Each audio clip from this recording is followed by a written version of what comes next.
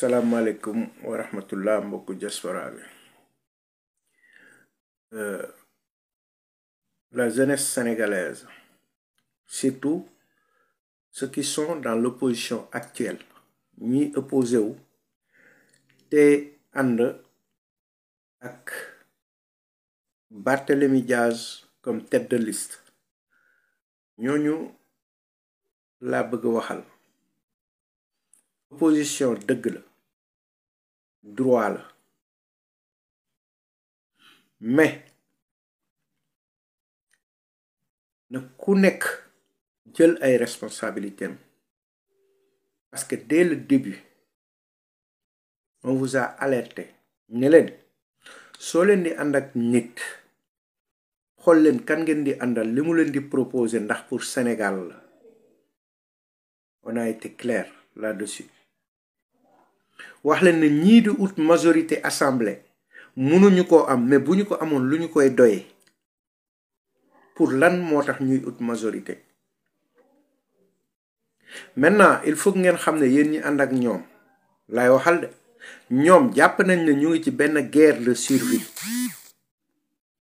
te guerre boobu ñu nekk du ñu hésiter sacrifier leen, et c'est ce qui est arrivé exactement à Mboro avec convoi Anta Babacar. Anta Babacar a été sacrifié dès le début. On lui avait dit, c'est pas sa place là-bas. Ku nekk gis na ni mu dénoncer violence bi nga xam ne gars yi daloon nañu ci caravane Ousmane Sonko. Maintenant ça continue. Ay violence sur violence, ay violence sur violence. C'est les stratégies de Barthélémy Diaz, on vous l'a dit et on vous le redit. ñenn ñaa ngi wax ne moom moo taal siège Khalifa Sall. Pareil guñu loolu. Xam na ne il est dans le collimateur de la justice. Maintenant il va manipuler la caravane de Anta Babacar pour que ñu créer tabasser ay nit def ay violence. Maintenant, c'est qui prend? Ce qui va arriver, c'est que il faut ngeen xam ne ñu ngi ci gouvernement boo xam ne yoonam nekkul ci justice. Sëgëm force de l'ordre yi la ñu wax ne ordre bu illégal ku ko exécuter tu es responsable. noonu la ñuy waxee yéen ñu ñuy sant ngeen di def violence ci géewu politique bi te amu fa place kenn ku ci nekk na nga jël sa responsabilité. Parce que dinañ dugal enquête dinañ définir kenn ku ci nekk li nga def. dinañ la àtte foofu lañ toll amatul ay politique la campagne la woon ay nangam violence dañ ko war a condamner dañ koy condamner donc képp ku ko def képp ku ñu sant violence nga def ko dinañ la jàpp. Maintenant sama message c'est aussi pour les patriotes nañu focus ñoo ngi ci virage bi nañu focus bu ñu kenn dugal ci violence yi bu ñu kenn dugal ci yenn yi parce que on a gagné déjà pare nañu ak ñoom ñii loolu moo leen dese. waxoon nañ leen ko nag Barthélémy Diaz un criminel qui a tué et qui continue ses violences, qui a écarté même son mentor, trahir Khalifa Sall sous prétexte que Khalifa est malade, trahir tous ses alliés, dem def liste boppam dugg nekk tête de liste ndax pur ndax ñeneen ñoom ba tey mënuñu def l'exemple de Déthié Fall moom live am la ciy teg parce que xam na li koy xaar te wax nañ leen ne Bart lépp lu mu am lii moo ko may ngeen baal ma mais allez approfondissez seen enquête. Le père de Bart les postes qu'il a toujours eu pourquoi mu mérité poste yooyu du nit ki mënul tari lu mu jàngul. Ça a payé ses fruits depuis avec son père. Aujourd'hui lui c'est les mêmes stratégies. Bart n'a jamais travaillé ci poste boo xamante ne métier am la lépp lu mu am politique la te violence moo ko may. Maintenant yéen ngeen nekk ay doomu jàmbur nekk ci dëkk bi war a xool réew mi fu mu jëm opposé wu normal mu leen di manipuler ngeen di def violence sur violence. léegi nag enquête dina ubbeeku parce que y a une plainte contre vous tous contre Anta Babacar et que vous savez que c'est les responsables. les auteurs qui seront jugés. Ça m'étonne que Anta bi déclaré Berki Dembo Ndiaye dénoncer violence contre Ousmane Sonko, contre attaque caravane Ousmane Sonko, moom muy ñëw di def violence. Lolu ça m'étonne. Maintenant, muy Anta, muy ñom ñep, on vous l'a dit, c'est pas votre place. Comment vous pouvez faire Barthélémy Diaz votre tête de liste? Vous pensez qu'il compte gagner il compte même être député lui tout seul? Comment? Il va utiliser de la violence, ay saga, ay lepp, et toujours vous voyez tous toujours li muy def, mais personne à part Déthié Fall, personne. Lu dul deug du yag. Maintenant aux patriotes, concentrez-vous, bu len ken distraire. Concentrez-vous, focus. Bu len uyu ci violence, bu len uyu ci dara. La justice va faire son travail.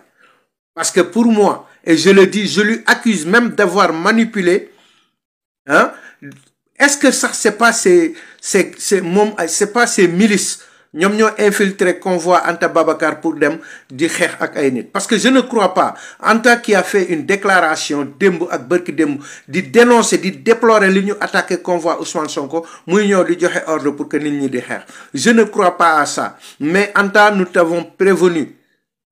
C'est une manipulation et je suis sûr que ça vient de Barthélémy Diaz. Et tant que yang ci groupe bobu jëlé say matuway comme ngay joxe ay directives, tes gardes du corps lepp, et puis il faut oser Anta nga wax Barthélémy Diaz deug ak bandi yi nga andal, parce que tu as montré que tu n'es pas comme ça. Te jigen nga.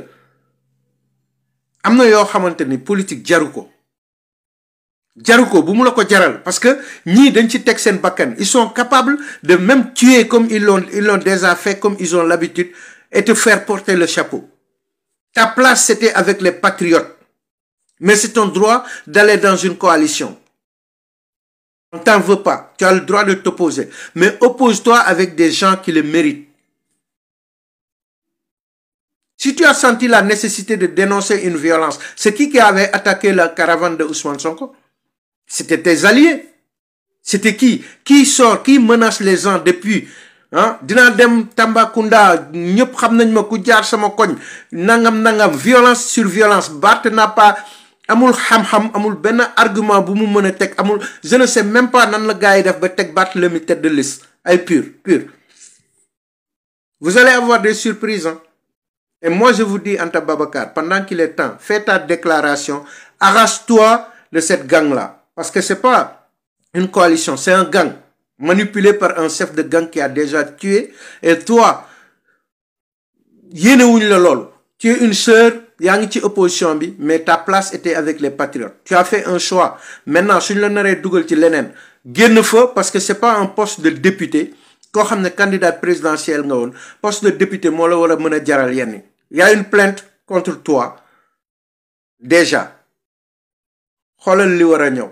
En tout cas, personnellement, je ne pense pas que yow nga wote violence. Et j'appelle les patriotes à se concentrer. Ñu bay justice mu def ligéyam. Bu kan ñu wax justice aussi na def ligéyam. Il faut condamner ceux qui ont été violents, qu'ils soient dans le camp de Atta ou dans le camp de fu mu mëna joggé, nañu condamner ñi ko def. Voilà, man lool la wax patriote. Il faut que ñu focus. Voilà, te patriote yépp nañu yor sen téléphone. Il faut que message bi jall fep ci Sénégal, muy Fouta, muy Dakar, muy Kédougou, fu mu mëna don. Fo leen gis caravane, génné leen sen téléphone yi ngeen filmer. Képp ku def violence ngeen jël filmam. Après ngeen yónnee film yi. ñu juger les responsables, parce que Sénégal tamit nekkuñu dëkku mala. Nekkuñu dëkk boo xam ne c'est des animosités à ne pas en finir. Politique, législative, à chaque fois on entend des violences. Ay violence. Pourquoi? On vous a soumis un projet, avec des référentiels. Pourquoi ne pas prendre ça et critiquer d'une manière bo xamanteni da ngeen di woné ne li jaaduwul, d'accordu ñu ci, motax ñuy dem assemblée nangam ñu waxtaan ci. Mais yeen xex xulo rek. Vous leen sonal nit ñi waay. Yeen vous savez que vous allez même pas avoir groupe parlementaire. Ngeen nek fi di bëgg ray nit ñi ak wax. Patriote, focus. salaamaaleykum